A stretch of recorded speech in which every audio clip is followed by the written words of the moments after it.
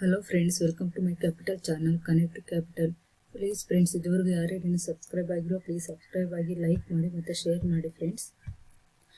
Union budget 2021 ಮತ್ತು 2022 union budget ಆಯ್ತಲ್ಲ February 1, ಅದರ ಫುಲ್ ಡೀಟೇಲ್ಸನ್ನು ನೋಡೋಣ.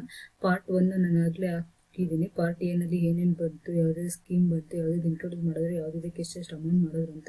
ಇವಾಗ ಪಾರ್ಟ್ ಬಿ ನೋಡೋಣ. ಪಾರ್ಟ್ ಬಿ ನಲ್ಲಿ ಇನ್ಕಮ್ ಟ್ಯಾಕ್ಸ್ ಕೆಲ ಏನೇನು ಕೊಟ್ಟರು ಅಂತ ಅಂದ್ಬಿಟ್ಟು, ಆಮೇಲೆ ಶೇರ್ ಮಾರ್ಕೆಟ್ಗಿದೆ ಹೆಂಗೆ ಇನ್ಫ್ಯಾಕ್ಟ್ ಆಯ್ತು, ಹೇಗೆ ಇನ್ಫ್ಯಾಕ್ಟ್ ಆಯಿತು ಅಂತ ಅಂದ್ಬಿಟ್ಟು ಇದನ್ನೆಲ್ಲ ಪಾರ್ಟ್ ಬಿ ನಲ್ಲಿ ನೋಡೋಣ ಫ್ರೆಂಡ್ಸ್.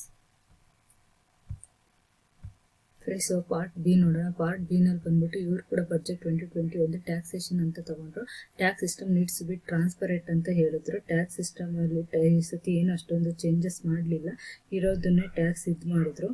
ಏನಕ್ಕಂದ್ರೆ ಈ ಸತಿ ಕೋವಿಡ್ ಪೆಂಡಮಿಕ್ ಎಲ್ಲ ಇರೋದ್ರಿಂದ ಜನರಿಗೆ ಟ್ಯಾಕ್ಸ್ ಬರ್ಡನ್ ಆಗಬಾರ್ದು ಅಂತ ಅಂದ್ಬಿಟ್ಟು ಇವ್ರು ಹೇಳ್ತಾರೆ, our tax system has to be transparent, efficient and should promote investments and employment in our country ಅಂತ ಹೇಳ್ತಿದ್ರು ನಿರ್ಮಲಾ ಸೀತಾರಾಮನ್ ಜಿ. ಅಂದ್ರೆ ಟ್ಯಾಕ್ಸ್ ಸಿಸ್ಟಮ್ ಈಗ ಏನು ಕೋವಿಡ್ ಪೆಂಡಮಿಕ್ ಇತ್ತು ಅದರಿಂದ ಯಾವುದೇ ಏನು ಚೇಂಜಸ್ ಮತ್ತೆ ರೈಸ್ ಮಾಡೋದೆಲ್ಲ ಮಾಡಿಲ್ಲ. ಇದು ಟ್ರಾನ್ಸ್ಪರೆಂಟ್ ಆಗಿದೆ, ಎಫಿಷಿಯೆಂಟ್ ಆಗಿದೆ, ಮತ್ತೆ ಏನು ಇನ್ವೆಸ್ಟ್ಮೆಂಟ್ ಮಾಡೋದಕ್ಕೆ ಒಂದು ಪ್ರಮೋಟ್ ಮಾಡೋದು, ಇನ್ವೆಸ್ಟ್ಮೆಂಟ್ಗೆ ಪ್ರಮೋಟ್ ಮಾಡೋ ಥರ, ಮತ್ತು ಎಂಪ್ಲಾಯ್ಮೆಂಟ್ಗೆ ಎಲ್ಲ ಇವರು ಇದಾಗಬೇಕು ಅಂದ್ಬಿಟ್ಟು ಟ್ಯಾಕ್ಸ್ ಸಿಸ್ಟಮಲ್ಲಿ ಅಷ್ಟು ಚೇಂಜಸ್ ಮಾಡಿಲ್ಲ, ಇರೋ ರೀತಿಲೇ ಇದೆ. ಬಟ್ ಸೀನಿಯರ್ ಸಿಟಿಸನ್ ಅಂತ ಏನು ಬರ್ತಾರೆ ಅಂದರೆ 75 ಮೋರ್ ದೆನ್ 75 ಇಯರ್ಸ್ ಯಾರಿಗಾಗಿದೆ, 75 years age and above 75 years ಯಾರಿದ್ದಾರೆ ಅವರು ಓನ್ಲಿ ಏನು ಪೆನ್ಷನ್ ಮತ್ತು ಇಂಟ್ರೆಸ್ಟ್ ಇನ್ಕಮ್ ಏನು ತಗೋತಾ ಇದ್ದಾರೆ ಅವರು ಟ್ಯಾಕ್ಸ್ ಏನೋ ಫೈಲಿಂಗ್ ಮಾಡೋದು ಇರೋಲ್ಲ. ಟ್ಯಾಕ್ಸ್ ಫೈಲಿಂಗ್ ಇದೆ, ಎಕ್ಸಂಪ್ಷನ್ ಕೊಟ್ಟಿದ್ದಾರೆ ಸೀನಿಯರ್ ಸಿಟಿಸನ್ಗೆ. ಅಂದರೆ ಅಬೋವ್ 75 ಏನು ಇಯರ್ಸ್ ಇದ್ದಾರೋ ಅವ್ರಿಗೆ ಟ್ಯಾಕ್ಸ್ ಪೇಮೆಂಟ್ ಇರೋದಿಲ್ಲ, ಟ್ಯಾಕ್ಸ್ ಫೈಲಿಂಗ್ ಮಾಡೋಷ್ಟು ಇರೋಲ್ಲ ಅಂತ ಅಂದ್ಬಿಟ್ಟು ಅವ್ರಿಗೆ ಎಕ್ಸಂಪ್ಷನ್ ಕೊಟ್ಟಿದ್ದಾರೆ. ಇದೊಂದು ಗುಡ್. ಮತ್ತೆ propose to reduce time for income tax proceedings ಏನಿತ್ತು, purpose of reduce time limit reopening of assessment cases to 3 years from 6 years. 6 years ಇತ್ತು ಮುಂಚೆ ಎಲ್ಲ, ಇವಾಗ 3 yearsಗೆ ಅದನ್ನು ರೆಡ್ಯೂಸ್ ಮಾಡಿದ್ದಾರೆ ಟ್ಯಾಕ್ಸ್ ಇನ್ಕಮ್ ಟ್ಯಾಕ್ಸ್ ಪ್ರೊಸೀಡಿಂಗ್ಸ್ ಅದನ್ನು. Next dispute resolution committee small tax payer up to 50 lakh ಏನಿತ್ತು more in a year assessment reopen up to 10 years ಅಂತ ಹೇಳ್ತಿದ್ದಾರೆ. Next national faceless income tax appellate tribunal to be established. ಅಂದರೆ national faceless income tax appellate should be establishment ಮಾಡಿದ್ರು. Next ನೋಡೋಣ. The government came out with direct tax PVC Vishwas give opportunity to settle long pending disputes. ಅಂದರೆ ಇವರು long pending disputes ಏನಿತ್ತು ಇದೆಲ್ಲ settlement ಮಾಡ್ಬೋದು ಅಂತ ಹೇಳ್ತಿದ್ದಾರೆ. Small tax payer high purpose dispute resolution committee for them 50 lakh and dispute income up to 10 lakh eligible approach to committee ಅಂತ ಹೇಳ್ತಿದ್ದಾರೆ. Next ನೋಡೋಣ. Dividend payment of right and invite exam from TDS ಅಂತ ಹೇಳ್ತಾರೆ. TDS ಇಂದ dividend payment ಅದಕ್ಕೆ exempt ಆಗಿದೆ, exemption ಇದೆ, relief ಕೊಟ್ಟಿದ್ದಾರೆ. ನೆಕ್ಸ್ಟ್ ನೋಡಿ. Finance minister announces relaxation foreign investment in infrastructure sector. Foreign investment ಏನಿದೆ ಇನ್ಫ್ರಾಸ್ಟ್ರಕ್ಚರ್ ಸೆಕ್ಟರ್ಗೆ ಅದರಿಂದ ಇವರು ರಿಲ್ಯಾಕ್ಸೇಷನ್ ಕೊಟ್ಟಿದ್ದಾರೆ. Relaxation on loans till March 31st, 2022. Project get exemption to an affordable housing project can avail tax holiday for 1 year till March 31st, 2022 ಅಂತಿದ್ದಾರೆ. ಅಂದರೆ additional deduction 1.5 lakh shell for our. ಅಂದರೆ loan ಏನು ತಗೊಂಡಿರ್ತಾರೆ ಇವರು 1.5 lakh ಅಷ್ಟು ಇವ್ರಿಗೆ interest ಇದ್ದರೆ ಅದನ್ನೆಲ್ಲ ಇವರು ಅಂದರೆ ಮನ್ನಾ ಮಾಡ್ತಾರೆ ಇರ್ತಾರಲ್ಲ ಆ ರೀತಿ ಮಾಡ್ತಿದ್ದಾರೆ. ಎಲ್ಲಿ ತನಕ up to till 31st March 2022 ಅಂತಿದ್ದಾರೆ. ಅಂದರೆ ಅಫೋರ್ಡಬಲ್ ಹೌಸಿಗೆ ಅಂತಿದ್ದಾರೆ. ಅಫೋರ್ಡಬಲ್ ಹೌಸ್ ಅಂದರೆ ಏನು ವಿತಿನ್ 45 lakh ಒಳಗಡೆ ಏನು ಹೌಸಸ್ ಬರುತ್ತೆ ಅವೆಲ್ಲ ಅಫೋರ್ಡಬಲ್ ಹೌಸ್ ಅಂತಾರೆ. ಅದಕ್ಕೆ ಇವರು ಎಕ್ಸಂಪ್ಷನ್ ಕೊಡ್ತಾ ಇದ್ದಾರೆ ಟಿಲ್ 31st March 2022 ತನಕ ಎಕ್ಸಂಪ್ಷನ್ ಇದೆ ಅಫೋರ್ಡಬಲ್ ಹೌಸಿಂಗೆಲ್ಲ. Next tax incentives to IFSC ಅಂತಿದ್ದಾರೆ. As mention party international financial service centre ಅಂತ. IFSC ಅಂದರೆ gift city global finance hub. ಅಂದರೆ ಇವರಿಗೆ ಟ್ಯಾಕ್ಸ್ ಇದನ್ನ holiday aircraft leasing companies those ಇಲ್ಲ ರೀಅಲೋಕೇಟಿಂಗ್ ಫಾರಿನ್ ಫಂಡ್ಸ್ ಅಂತಿದ್ದಾರೆ. ನೆಕ್ಸ್ಟ್ ನೋಡೋಣ. To further ease filling of IT returns, interest from banks, dividend income, etc. will be pre-filled in the form ಅಂತಿದ್ದಾರೆ. ಅಂದರೆ in order to comply tax by details of salary, income, tax payment, TDS, etc. already come pre-filled in income tax return.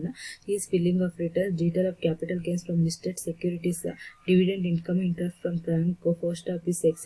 will also pre-filled ಅಂತ. ಅಂದರೆ interest from bank, post office ಮತ್ತು dividend ಇದೆಲ್ಲ free fill ಆಗಿರುತ್ತೆ. Income tax return ಏನಾದರೂ easy ಆಗುತ್ತೆ filing IT returns file ಮಾಡೋದಕ್ಕೆ ಅಂತ ಅಂತಿದ್ದಾರೆ. Next with the announcement of infrastructure and growth of oriented budget, Sensex rose 700 points and is at 47,056 ಅಂತಿದ್ದಾರೆ. ಅಂದರೆ ಇವರು ಗ್ರೋತ್ ಇನ್ಫ್ರಾಸ್ಟ್ರಕ್ಚರ್ಗೆಲ್ಲ ಚೆನ್ನಾಗಿ ಅನೌನ್ಸ್ಮೆಂಟ್ ಎಲ್ಲ ಮಾಡಿದ್ರಲ್ಲ ಫಂಡ್ ಎಲ್ಲ, ಆವಾಗ ಸೆನ್ಸೆಕ್ಸ್ ಏನಾಯಿತು ರೈಸ್ ಆಯಿತು, 700 ಪಾಯಿಂಟ್ಸ್ ರೈಸ್ ಆಯಿತು ಅಂತ. ಮತ್ತು ಪ್ರಪೋಸ್ GST ಇದೆ. GSTಗೆ ಏನೇನು ಇವರು ಇದು ಮಾಡಿದ್ರು, GST reforms proposal to remove 400 old exemption from October 1, 2021 ಅಂತ. Revise custom duty structure and fee destruction ಅಂತಾರೆ. Government will set up for development finance institution come up with a bill. New custom duty structure to come in from October 1 ಇಂದ new custom duty structure ಬರುತ್ತೆ. Duty on copper scrap reduced, ಅಂದರೆ duty on copper scrap ಏನಿದೆ ಈ ಡ್ಯೂಟಿನ reduce ಮಾಡಿದ್ರು 5% to 2.5% reduce ಮಾಡಿದ್ರು. Custom duty and gold and silver ಏನಿದೆ ಅದು to be rationalised. Gold and silver ಅಂದರೆ ಪ್ರೆಸೆಂಟ್ಲಿ 12.5 ಇತ್ತು. Since duty was 10% in July 2009ಗೆ 10% ಆಗಿತ್ತು. Prices precious metal risen sharply to previously level rationalise custom duty on gold and silver ಅಂತಿದ್ದಾರೆ. Next custom duty exemption to boring machines withdrawn due to about domestic manufacturing in the solar sector. The duty inclusive solar inverters in 5% to 20%. Next custom duty on ಕಾಟನ್ಗೆ 0% 10% ಆಯ್ತು. Raw silk and silk yarn from 10 to 15%.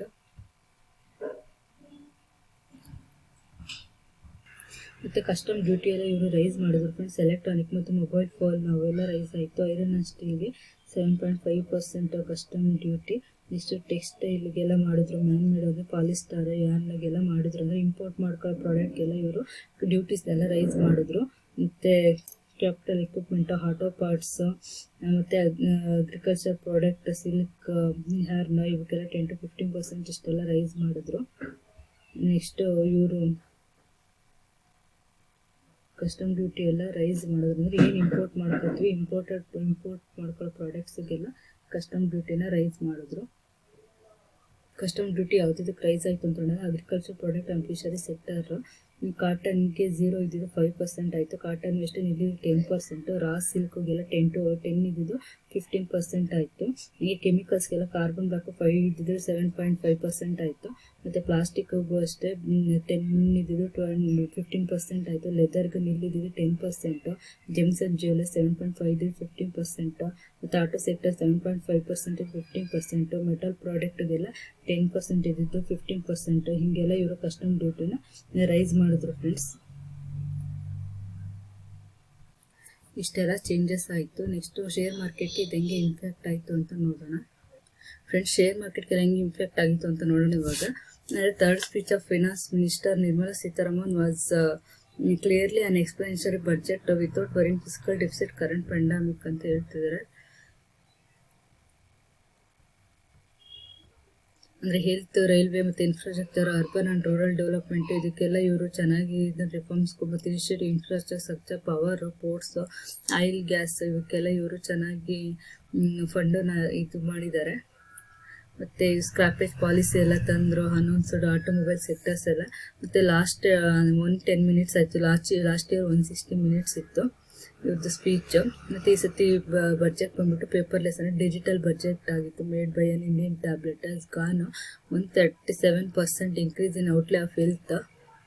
ಮತ್ತು COVID-19 ಇತ್ತಲ್ಲ ಈ ಸತಿ, ಇದೆಲ್ಲ ನೋಡ್ಕೊಂಡು ಇವರು ಆತ್ಮನಿರ್ಭರ್ ಸ್ವಸ್ಥ ಭಾರತ್ ಯೋಜನಾ ಅಂದ್ಬಿಟ್ಟು 64,180 crore ಅಷ್ಟು ಇಂಟ್ರೊಡ್ಯೂಸ್ ಮಾಡಿದ್ರು ನ್ಯಾಷನಲ್ ಹೆಲ್ತ್ ಮಿಷನ್ಗೆ. Next the budget lot of cheer capital market ಅಂದರೆ ಶೇರ್ ಮಾರ್ಕೆಟಲ್ಲಿ ಒಳ್ಳೆ ರೆಸ್ಪಾನ್ಸ್ ಸಿಕ್ತು. ನಿನ್ನೆ ಬಡ್ಜೆಟ್ ಆದಾಗೆ ನಿನ್ನೆ ಮತ್ತು ಇವತ್ತು ಕೂಡ ಒಳ್ಳೆ ನಿಫ್ಟಿ ಮತ್ತು ಸೆನ್ಸೆಕ್ಸಲ್ಲಿ ರೈಸ್ ಆಯಿತು. ನೀವು ಸೆನ್ಸೆಕ್ಸ್ ಬಂದ್ಬಿಟ್ಟು 1556 ಪಾಯಿಂಟ್ ರೈಸ್ ಆಯಿತು. ನಿಫ್ಟಿ ಬಂದ್ಬಿಟ್ಟು 450 ಪಾಯಿಂಟ್ಸ್ ರೈಸ್ ಆಯಿತು ನಿನ್ನೆ. It had several market financial sector friendly measures. This sets heavy dose of privatisation plans ಎಲ್ಲ ಇದೆಯಲ್ಲ 21 ಮತ್ತು 22ನಲ್ಲಿ, ಇದರಿಂದ ಕೂಡ ಶೇರ್ ಮಾರ್ಕೆಟ್ ಒಳ್ಳೆ ನಿನ್ನೆ ಒಳ್ಳೆ ಪಾಸಿಟಿವ್ ಅಲ್ಲಿ ಗ್ರೋತ್ ಇತ್ತು. ಡೈವೆಸ್ಟ್ಮೆಂಟ್ ಟಾರ್ಗೆಟ್ ಎಲ್ಲ ಇದೆ 1.75 lakh crore ಅಷ್ಟು ಡಿಸ್ಇನ್ವೆಸ್ಟ್ಮೆಂಟ್ ಟಾರ್ಗೆಟ್ ಎಲ್ಲ ಇದೆ. ಇದು ಕೂಡ ಇವ್ರಿಗೆ ಒಳ್ಳೆ ಶೇರ್ ಮಾರ್ಕೆಟ್ ಅಲ್ಲಿ ಒಳ್ಳೆ ರೈಸ್ ಆಯಿತು. Budget promise introduce new mechanism of privatisation of loss making state run companies ಅಂತಿದ್ದಾರೆ. ನೆಕ್ಸ್ಟ್ ನೀತಿ ಆಯೋಗದವರು ಅಲ್ಲದೆ new list of companies divestment ಯಾವುದಾಗಬೇಕು ಅಂತ ನ್ಯೂ ಲಿಸ್ಟ್ ಮಾಡ್ತಿದ್ದಾರೆ. ಮತ್ತು asset monetisation the centre will also privatise 2 public sector banks ಮತ್ತು 1 general insurance ಕಂಪ್ನಿನ ಇವರು privatisation ಅಂದರೆ ಅಸೆಟ್ ಮಾನಿಟೈಸೇಷನ್ ಮಾಡಿ ಪ್ರೈವೇಟೈಸ್ ಮಾಡ್ತೀವಿ ಅಂತ ಹೇಳಿದ್ದಾರೆ. ಮತ್ತು ಇದು BPCL, air India, IDBI bank, Pawan Hans will be completed next financial year. ಅಂದರೆ disinvestment BPCL, air India, IDBI, Pawan Hans ಎಲ್ಲ ಇತ್ತಲ್ಲ ಇದೆಲ್ಲ ಕಂಪ್ಲೀಟ್ ಆಗುತ್ತೆ ನೆಕ್ಸ್ಟ್ ಫಿನಾನ್ಷಿಯಲ್ ಇಯರಲ್ಲಿ ಅಂತ ಹೇಳ್ತಿದ್ದಾರೆ. ಅಂದರೆ ಫಿನಾನ್ಷಿಯಲ್ ಸೆಕ್ಟರ್ಸ್ ಈ ಥರ ನಾನು outside include foreign direct investment insurance ಕಂಪ್ನಿಗೆ ಹೇಳಿದ್ನಲ್ಲ 49% 74% ಇನ್ಕ್ರೀಸ್ ಆಯಿತು. ಮತ್ತು she also announced that much awaited initial public offering ಅಂದರೆ LICದು ಎಲ್ಲರೂ ಕಾಯ್ತಾ ಇದ್ದಾರಲ್ವ ಇನಿಷಿಯಲ್ IPOಗೆ. ಈ IPO ಕೂಡ 21 ಮತ್ತು 22ನಲ್ಲಿ 22ನಲ್ಲಿ ಬಿಡ್ತಿದ್ದಾರೆ. ಇದು ಕೂಡ ಒಂದು main point share market growth ಆಗೋದಕ್ಕೆ. ಇಷ್ಟೆಲ್ಲ ನೋಡಿದ್ರಲ್ಲ ಫ್ರೆಂಡ್, ಇವ್ರು ಕ್ಯಾಪಿಟಲ್ ಎಕ್ಸ್ಪೆಂಡಿಚರ್ಗೆಲ್ಲ ಒಳ್ಳೊಳ್ಳೆ ಇನ್ವೆಸ್ಟ್ಮೆಂಟ್ ಎಲ್ಲ ಮಾಡಿರೋದಕ್ಕೆ ಶೇರ್ ಮಾರ್ಕೆಟ್ ಒಳ್ಳೆ ಪಾಸಿಟಿವ್ ಗ್ರೋತ್ ಕೊಡ್ತಾ ಇದೆ. ಯಾರು ನಮ್ಮದು ಇನ್ವೆಸ್ಟರ್ಸ್ ಎಲ್ಲ ಇವ್ರನ್ನೆಲ್ಲ ಏನು ಎಕಾನಮಿ ಎಕ್ಸ್ಪರ್ಟೈಸನ್ನೆಲ್ಲ ಕೇಳಿದ್ರೆ ಇದೊಂದು ಗ್ರೋತ್ ಬಡ್ಜೆಟ್ ಅಂತ ಹೇಳ್ತಿದ್ದಾರೆ. ಅಂದರೆ ಒಳ್ಳೆ ಪಾಸಿಟಿವ್ ಬಡ್ಜೆಟ್ ಅಂತಿದ್ದಾರೆ, ಯಾರು ಕೂಡ ನೆಗೆಟಿವ್ ಆಗಿ ಹೇಳ್ತಾ ಇಲ್ಲ. ಅದರಿಂದ ಶೇರ್ ಮಾರ್ಕೆಟ್ ಚೆನ್ನಾಗಿ ಜಂಪ್ ಆಯಿತು ಮತ್ತು ಜಂಪ್ ಆಗ್ತಿದೆ. ಯಾವ ಸೆಕ್ಟರ್ಗೆ ಇವಾಗ ಇನ್ಫ್ರಾಸ್ಟ್ರಕ್ಚರ್ ಇರ್ಬೋದು, ಇನ್ಫ್ರಾಸ್ಟ್ರಕ್ಚರಲ್ಲಿ ಈ ರೋಡ್ಸ್ ಇದೆಲ್ಲ ಮಾಡಿದಾಗ ಸಿಮೆಂಟ್ ಈ ಥರ ಕಂಪ್ನೀಸ್ ಎಲ್ಲ ಗ್ರೋತ್ ಕೊಡುತ್ತೆ. ಮತ್ತು ಪೈಪ್ಲೈನ್ಸ್ ಎಲ್ಲ ಇದು ಗ್ಯಾಸ್ ಪೈಪ್ಲೈನ್ ಎಲ್ಲ ಮಾಡ್ತಿರೋದಕ್ಕೆ ಆ ಕಂಪ್ನೀಸ್ ಎಲ್ಲ ಗ್ರೋತ್ ಕೊಡುತ್ತೆ. ಇವೆಲ್ಲ ಕಂಪ್ನಿ ಯಾವ ಸೆಕ್ಟರಲ್ಲಿ ಯಾವ ಕಂಪ್ನೀಸ್ ಬರುತ್ತೆ ಇದನ್ನೆಲ್ಲ ನೋಡ್ಕೊಂಡು ನೀವು ಇನ್ವೆಸ್ಟ್ಮೆಂಟ್ ಮಾಡ್ಬೋದು ಫ್ರೆಂಡ್ಸ್. ಇನ್ನೊಂದ್ಸತಿ ಅನಲೈಸ್ ಮಾಡಿ ನಿಮಗೆ ಯಾವ ಸೆಕ್ಟರಲ್ಲಿ ಏನೇನು ಇವರು ಕೊಡ್ಬೋದು, ಇಂಟ್ರೊಡಕ್ಷನ್ ಅಂದರೆ ಏನೇನು ಕೊಟ್ಟಿದ್ದಾರೆ ಇದ್ರ ಮೇಲೆ ಕಂಪ್ನಿ ಕೂಡ ಗ್ರೋತ್ ಆಗುತ್ತೆ. ಯಾವ ಸೆಕ್ಟರಲ್ಲಿ ಯಾವ ಕಂಪ್ನಿ ಬರುತ್ತೆ ಅಂತ ಇನ್ನೊಂದ್ಸತಿ ನೀವು ಅನಲೈಸ್ ಮಾಡಿ ಶೇರ್ ಮಾರ್ಕೆಟಲ್ಲಿ ಇನ್ವೆಸ್ಟ್ಮೆಂಟ್ ಮಾಡಿ. ಇದೊಂದು ಪಾಸಿಟಿವ್ ಆಗಿ ಓಡುತ್ತೆ ಇದು ಶೇರ್ ಮಾರ್ಕೆಟ್. ಇವ್ರು ಕ್ಯಾಪಿಟಲ್ ಎಕ್ಸ್ಪೆಂಡಿಚರ್ಗೆ ಜಾಸ್ತಿ ಇಂಪಾರ್ಟೆನ್ಸ್ ಕೊಟ್ಟಿರೋದ್ರಿಂದ ಶೇರ್ ಮಾರ್ಕೆಟ್ ಇನ್ನ ಗ್ರೋತ್ ಆಗ್ತಾ ಹೋಗುತ್ತೆ. ನಿನ್ನೆ ಕೂಡ ನೋಡಿದ್ರಿ, ಇವತ್ತು ನೋಡಿದ್ರಿ, ಒಳ್ಳೆ ಗ್ರೋತ್ ಇತ್ತು ಮಾರ್ಕೆಟಲ್ಲಿ. ಇದೇ ರೀತಿ ನಿಮ್ದು ಇನ್ವೆಸ್ಟ್ಮೆಂಟ್ ಕೂಡ ಗ್ರೋತ್ ಆಗುತ್ತೆ. ನೀವು ಇನ್ನೊಂದ್ಸತಿ ಅನಲೈಸ್ ಮಾಡಿ, ಇಲ್ಲಾಂದರೆ ನಿಮ್ಮದು ಫಿನಾನ್ಷಿಯಲ್ ಅಡ್ವೈಸರ್ ಜೊತೆ ಅಡ್ವೈಸ್ ತಗೊಂಡು ನಿಮ್ಗೆ ಯಾವುದೇ ಶೇರ್ಸ್ ಬೇಕೋ ಅದ್ರ ಮೇಲೆ ಇನ್ವೆಸ್ಟ್ಮೆಂಟ್ ಮಾಡಿ. Thank you for watching friends. ಇದೇ ರೀತಿ ನನಗೆ ಪ್ರೋತ್ಸಾಹ ನೀಡಿ ವಿಡಿಯೋ ಮಾಡೋದಕ್ಕೆ ಸಬ್ಸ್ಕ್ರೈಬ್ ಮಾಡಿ ಮತ್ತು ನಮ್ಮ ಚಾನಲ್ನ ಲೈಕ್ ಮಾಡಿ. ಮತ್ತು ನಿಮಗೆ ಈ ವಿಡಿಯೋ ಇಷ್ಟ ಆದರೆ ನಿಮ್ಮ ಫ್ರೆಂಡ್ಸ್ಗೆಲ್ಲ ಶೇರ್ ಮಾಡಿ. ನೀವು 50 ಜನ 100 ಜನಕ್ಕೆ ಶೇರ್ ಮಾಡಿದ್ರೆ ಅವ್ರಿಗೂ ಕೂಡ ಹೆಲ್ಪ್ ಆಗುತ್ತೆ ಮತ್ತು ಇನ್ವೆಸ್ಟ್ಮೆಂಟ್ಗೆಲ್ಲ ಹೆಲ್ಪ್ ಆಗುತ್ತೆ. ನಿಮಗೆ ಜನರಲ್ ಇನ್ಫಾರ್ಮೇಷನ್ ಕೂಡ ಇದರಲ್ಲಿ ನಾನು ಕೊಟ್ಟಿದ್ದೀನಿ. Thank you for watching. Please subscribe ಮಾಡಿ, ಲೈಕ್ ಮಾಡಿ ಮತ್ತು ಶೇರ್ ಮಾಡಿ. Thank you.